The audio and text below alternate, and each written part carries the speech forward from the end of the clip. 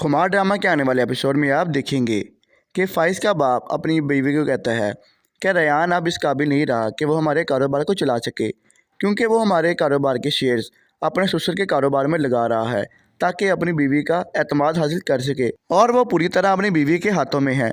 इसलिए सारा कारोबार रेयान के सपुर्द करने का मतलब है कि कारोबार की तबाही हो जाएगी। तो फुरकान अपनी बीवी को कहता है कि मैं चाहता हूँ कि मेरा कारोबार रेयान की जगह फाइज संभाले।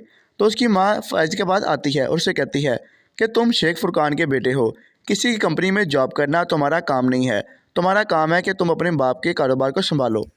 जिस पर फाइज कहता है कि मैं उस कारोबार को नहीं संभाल सकता, क्योंकि उस कारोबार को संभालने में मेरा इंटरेस्ट ही नहीं है। और वो अपनी माँ को मज़ीद कहता है कि वो कारोबार वैसे भी रेयान भाई संभाल रहे हैं।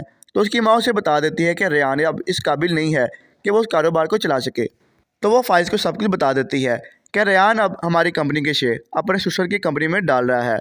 अगर वो ऐसा ही करता रहा तो हमारी कंपनी तो डूब जाएगी। इसलिए अब हम रेयान पर मज़ीद भरोसा नहीं कर सकते, और मुझे तो ये भी ख़तरा है कि जो शेयर उसके हाथ में है कहीं वो भी ना गंवा बैठे।